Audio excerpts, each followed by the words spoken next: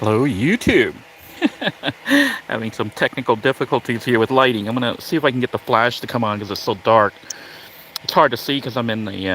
I'm actually in good vibrations. Testing out the vehicle to sleep at night, and I'm out by the river at my usual spot that is really comfortable. Hopefully, I'll see the dolphins in the morning. I'm kind of risking it by running the lights in here and everything on right now, because people could see that I'm in here, but I thought you guys would see what it looks like my first night trying to sleep in the good vibrations, the little mini car stealth camper. It's not even really a van, it's like a crossover vehicle. I don't know if you can see, it is a pretty tight squeeze. I'm still questioning if two people can fit in here. How it would feel with two people. I think there'll be enough room right here on the side. Right now, you can see my feet go through the front. That's the front seat area. Hey George, good to see you on here. So I'm kind of just laying down here chilling. I have two of the fans on. I have that. I hope the fan's not too loud. But I have the fan up front on. I have a fan right here on the side. I also have a little light on right now, just so you guys can see what it's like in here. It's a really cozy setup, like a little cocoon. Feel like I'm in a cocoon. I don't know if you can see how little space there is. It is kind of tight because, you know, the platform is raised up by about like 10 inches.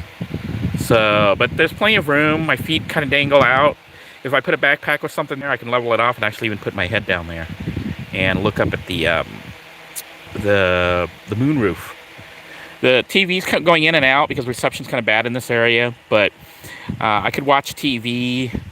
I do have the solar hooked up right now, so you know the battery can stay like pretty much fully charged, but I don't have both battery banks, so I'll be hooking that up probably tomorrow or something. Just wanted to test it out and do a real quick run here to see how comfortable this would be, and it is pretty comfortable. You can see, look, for one person at least, plenty of room. I can, you know, bend my knees. Might want to put the TV like sideways, you know, completely, so I don't kick it. Because if you kick the TV, that's it. So it's like out of focus here, but yeah, very comfortable actually. Got the fan here. This one is turned off because when I turn it on, it interferes with the TV signal, because the TV signal is coming in from this little antenna right here. And I have the sound turned off for obvious reasons. Otherwise, you guys can't hear me, and there could be copyright issues. But basically, I think this will work. You know, I have the front area has a kitchen all set up, ready to go for breakfast in the morning, and the back area is just for sleeping. Now, would I normally be like this with the light and the TV on and stuff, and out in the open? Probably not. You know, I might do this in the daytime, but typically at night, usually when I'm in the vehicle, I pretty much go into the vehicle, shut everything, and go to sleep. If I do any entertainment or anything, it's usually on the cell phone. I have the phone that I'm filming with right now, so I'll stream like YouTube or whatever, you know, and chill and watch that instead of the TV. I'm just showing you this, that it could be done, and you know, if you were like out in the middle of nowhere where you didn't have to worry about people looking in and seeing the light changing in your vehicle. I do have the windows blocked off. You can see there's just tag board there. I cut the tag board to size on both sides here. Didn't bother to get too fancy. If somebody parked next to me in this parking lot, they could tell that I was here, you know, because they could see the light right now. But I think if I was sleeping, they wouldn't know it. And if I didn't have the TV on, obviously. But tonight, I may just lay here and watch TV and just chill. I see that Georgie's on here. George, good to see you. AA Angry and Daniel, hello, and Antoinette. Let's see. E. Williamson, good to see you here. And Neil. Maggie. So, but basically, this is it. You know, it's a little bit tighter than it was in Little Blue 2. You know, but not really too bad. I think the biggest thing that you'll notice is the vertical space. This is my body laying sideways, and you can see how little room there is. So between my leg right here and the roof is about a foot. So I have like about 2 feet of space to lay in. Which I think most of those conversions where they do the chuck conversion, they don't have much more than this. They have like 2.5 feet. So I don't know if those people actually manage to sleep in those conversions. We'll find out when we'll find out tomorrow morning, depending on how I wake up, if I'm all weird, you know, if I'm all sore and everything. But I'm thinking that if I don't hit my knees here, because that does stick out, that little wall right there. See how my foot goes through? That's the front cockpit. That's the driver's seat and the passenger seat where my feet are dangling. That's how little the space is here. Whereas in Little Blue, I laid completely and my feet could, you know, go completely out and it didn't go through to the front cab area. Here, you really have no choice, not unless you're under 5'2", you know, under 5 foot tall. Then you can fit back here with no problems. So it is a bit of a tighter squeeze, but I think it's not unmanageable. And having the TV, like I said, some people wonder why I would have TV. This is actually useful for like rainy days. You know, I had that one week where the hurricane or whatever was off the coast of Florida, and I was stuck in the van the whole time. You guys remember those episodes where I was sitting there in the rain? It was nice to have the TV. So here I could have the TV and I could watch TV. I could play video games. You know, the video game unit is still there. I could just flip that on and switch that to video game mode, and I can play games all day. You know, watch TV, as well as surf the internet. I could use basically if I had Roku. I haven't put the Roku onto this TV here, but if I installed the Roku on here, then I could watch YouTube on here as well. You know, as long as I switch the broadcast of the Wi-Fi from my phone. Basically, my phone plan allows me to share Wi-Fi, so I can set it as Wi-Fi waypoint and use the Roku unit to tune in and watch it on the TV. But you know, if you wanted to save power and just simplify it, you could watch the YouTube on your phone. You don't need it on the TV. It's just the TV makes it feel more like home. You know, like you can kick back and lay down like this and just watch TV like you would in bed. So, have all the fans blowing on me. It is Florida, even though in a lot of places I think it's starting to get cold. Florida is still fairly hot. So, yeah, try to answer any questions you guys might have. Looks like no questions. So, we're probably going to go ahead and sign out. I will try to do a broadcast tomorrow and let you guys know how it turned out.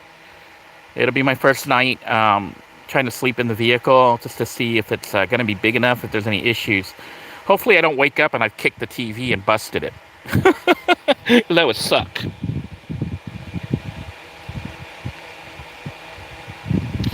Maggie says, just thinking of going nomad. I have to get a loan for a bigger vehicle before I don't have an address. You're probably going to need an address, even if you're nomadic. I would recommend trying to hook up with family or friends that will let you use that as your address. And then you got to get your driver's license, you know, for that address so that it shows you have a residence. Because if the police knock or whatever and you have no address, they start to consider you homeless. And it could become an issue. If you have an address, even if you don't live there, like a lot of times the addresses that I have, I don't live there. You know, but they're considered my legal address. So I get mail there, like, you know, if the mail shows up there, the people they tell me and then they forward it on to me, or I stop by and pick it up or whatever. So it's important to try to establish a real address. And you're right about getting the vehicle before you lose an address. You need it. Now, typically you don't want to have an address that's an old address that you don't get mail at, because it makes it hard to claim that you have an address, if you understand what I'm saying. And what I do when I go to get like my driver's license and stuff renewed, I pretty much tell them I get my mail there. I don't really live there, but I get my mail there. So if they need to contact me, they can reach me through there.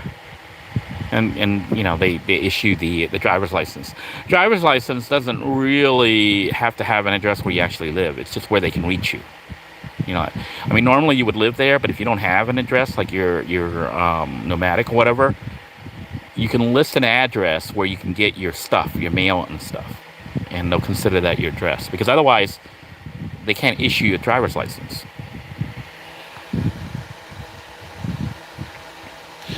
Some of you are asking stuff like, where is the RV? I still have the RV. I'm debating what to do with it. I won't really tell locations and stuff because this channel has a bunch of trolls and stuff trying to cause trouble.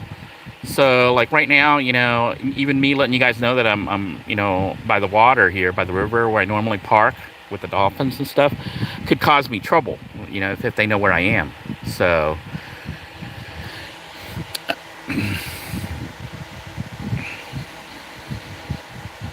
Joe says he loves the TV, just use a 17-inch DVD player and the iPad. A lot of people don't understand why you would want to put a TV in here in a vehicle, even a small vehicle like this.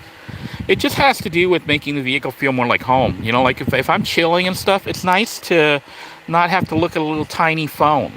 When you look at a little tiny phone and you're just laying down in your van or sitting in your van doing that, it kind of gives you off like almost like you're homeless. If you have an actual TV and a bed, you know, next to the TV where you can lay down and watch it, or you have video games that you can play, it feels more like a home. I know this is a little space. It's a very tiny little space, but it feels like a home. You know, it has fans. I'm getting ready to install some drink holders so I can have some drinks. And then if you have like an ice cooler, you can have cold water, cold soda. Basically, it's a little tiny house. So, you know, some people don't watch TV, so maybe a TV wouldn't be important to them. For me, a TV is important because I have kids, and sometimes they come to visit, or I pick them up for the weekends and stuff.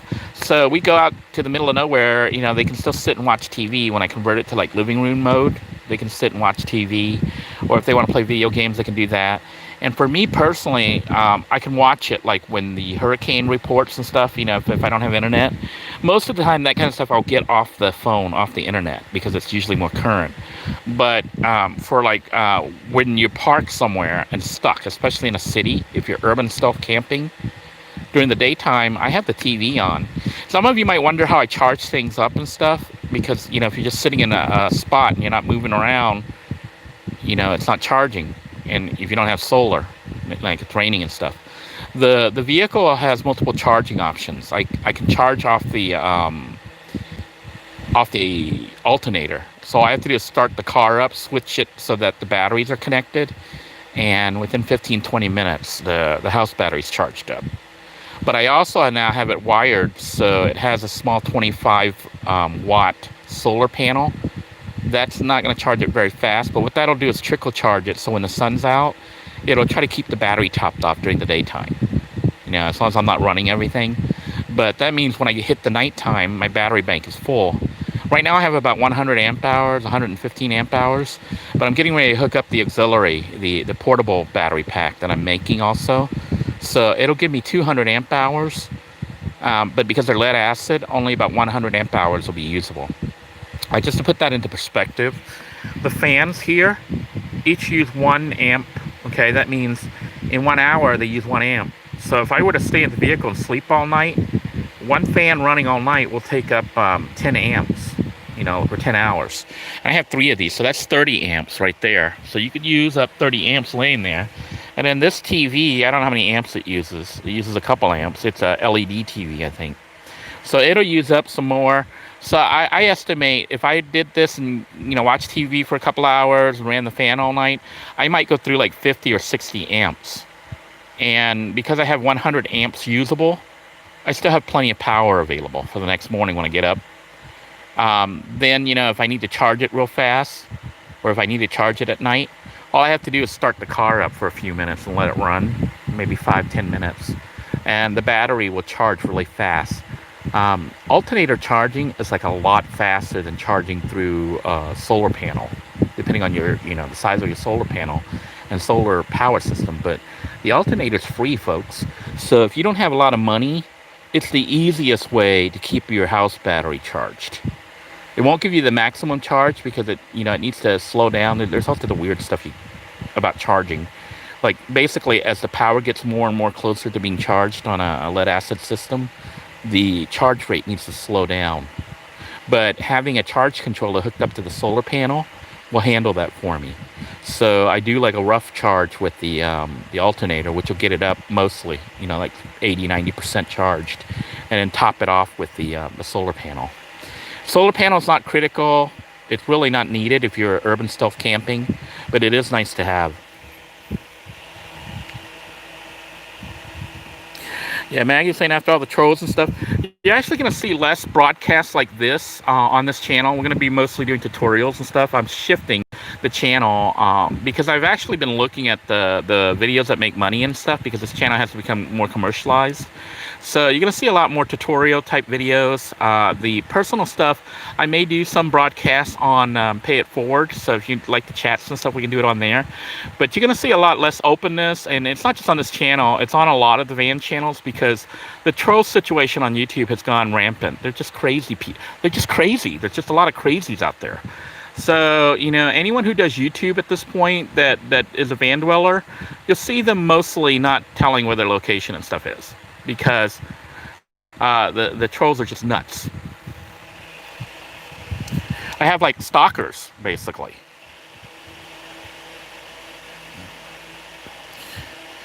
I guess they want a long-term address for a loan, though. Well, you're going to need an address, but, you know, like, even when I had loans and stuff, when I moved, you know, as long as the loan was processed, you should be fine. So you might want to do all and make sure.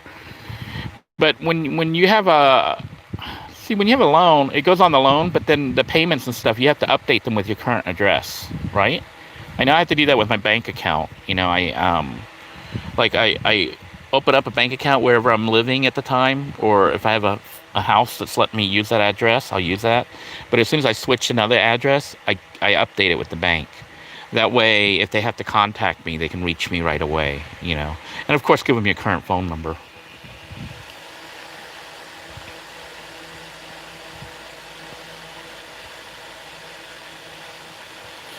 Yeah, Maggie wants to know if I'm still selling solar panels per se, but if you want to get a discount, you could contact Solar Wholesale. Was their spokesperson for a while, then COVID hit. What had happened was they had me working there, helping them to try to set up something for, you know, Amazon. We were going to do like Amazon shipping and stuff, and it was partially done. And then COVID hit, and then everything just kind of froze. And then I asked them to pay me for the work, and they didn't do it. They didn't pay me, so I ended the relationship, you know. They said, well, they were having issues because they didn't have any income coming in because the business had to shut down. You know, a lot of businesses went out of business. So if you contact Solar Wholesale, you can still mention me and ask for the discount.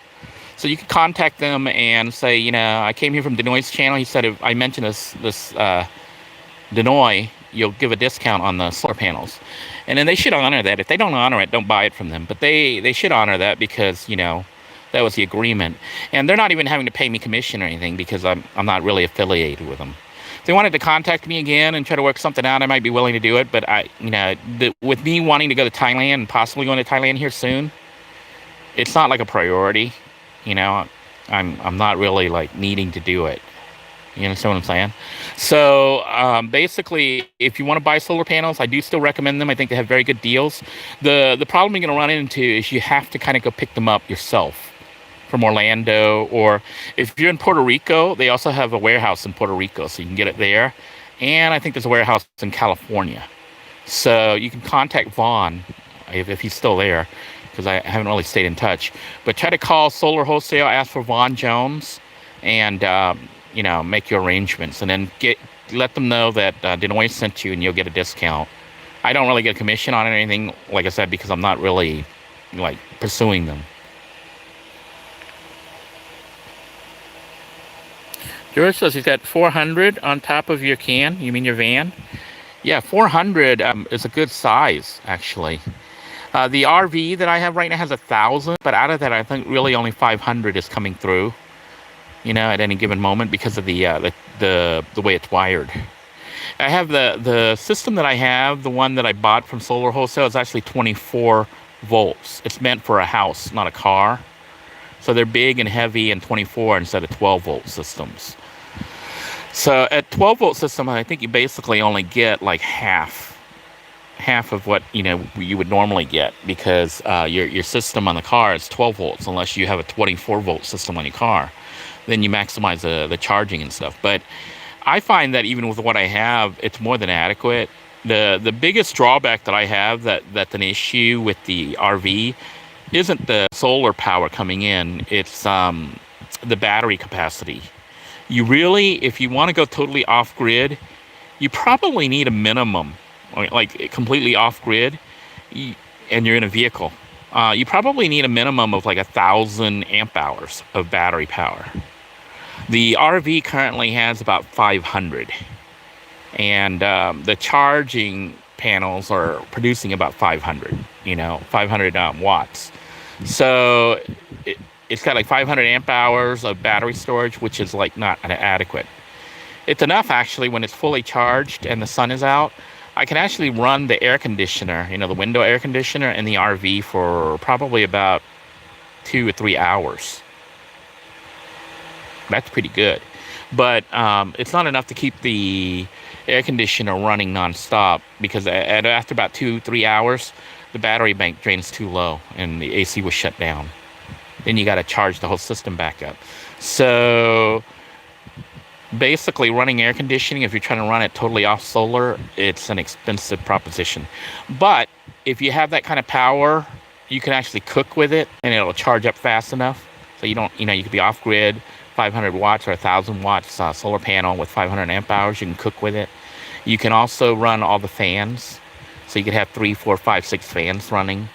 You can also have lights. You can have TV. You can have all the entertainment and stuff, and it won't run out of power. The only time you're going to run out of power is if you end up running a lot of high usage stuff. I haven't tried fully running the refrigerator on it, but I suspect that if you tried to, the refrigerator would use a lot of power too. That's why the refrigerator you probably want to use on propane instead of even solar. And with that kind of power on that RV, you can run the microwave and cook some food. But you can't cook like a whole bunch of meals. You cook like 1 or 2 meals, then you got to let the system charge back up, because microwaves use up a lot of power.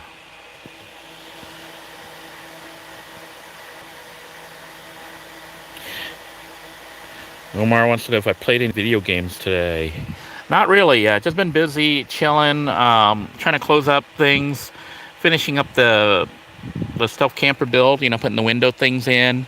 Getting the solar working, trying to configure everything so that if I have to, I can end up living in this vehicle. So this vehicle's been being designed as a life-sustaining pod, but with some luxuries, like TV and the fans, and there is a little cooler, very ice, and have cold stuff that way. It's just basically really nice as far as having the ability to be able to sleep in this vehicle. I could drive somewhere. It gets really good gas mileage, by the way. So this thing gets way better gas mileage than the minivan. So that's one good aspect of it. So if you were like traveling, like a solo person, solo, traveling across the country, just to check things out, tour and stuff, this vehicle is more than adequate. You could live comfortably in it. And then if you wanted to, you could get a hotel room for the night. But if you wanted to save money, you could just sleep in the vehicle. Just pull over somewhere. Most people won't suspect you're sleeping in this thing because it's so small. It looks like it won't even accommodate a person sleeping in it. But it does if you put your foot through the front like that, See, this is the front seat area right here. I don't know if you guys can see that. That's the front seat. So it's big enough when you put the seat down and you can go to sleep in it. Most solar panels that are designed for automobiles and vans and stuff, most of them are 12 volts and light. So they're meant for cars. The ones that I bought at Solar Wholesale, they were meant for houses. So what you get is a big, huge panel that's kind of heavy. And it's not really meant for a car, but it works, It's like I paid, what was it, $45 for 255 watts. $45 for 255 watts. That's cheap. Harbor Freight, I think the 25 watt one that I have on this vehicle, charged me, I think it was like $75 or something. So, 255 watts, I think is more than enough. Honestly, if you live in a van and you're not going to run like a refrigerator or something like that off your system, I think you could get by on 100 or 200 watts. So if you had one panel that was 200, 300 watts, that's almost overkill. If you have 400, you're pushing, like, you don't really need more than that. If you need more than that, then I don't know what you're running. You're running some really high draw power stuff, probably a refrigerator. So if you have a refrigerator, you might need 400, but you would also probably need 400 or 500 amp hours of storage. I don't know. You know, that's just a rough guess. Like I said, I've never fully charged the fridge. I know that it'll run during the daytime when the sun's out and charging, but at night, I don't know if 400 or 500 amp hours with, you know, it's like 400 or 500 amp hours, but only 200 usable because I have the cheap lead acid battery, and that's the problem.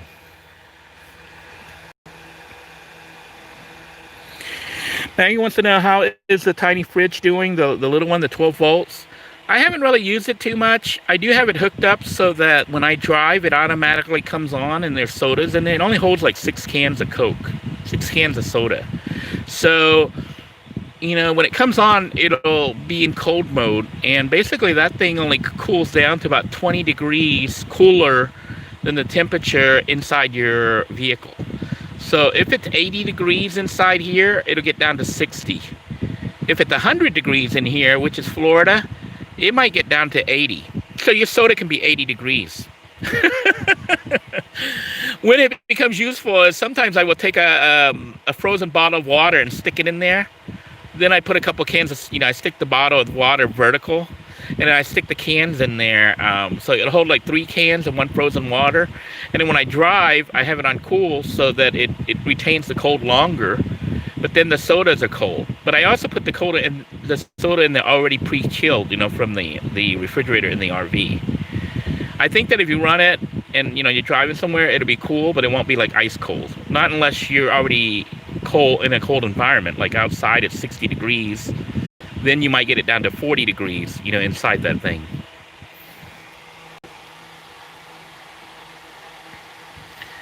Let's scroll through here. I think that's pretty much it. I am going to go ahead and sign out because I am rambling on and on.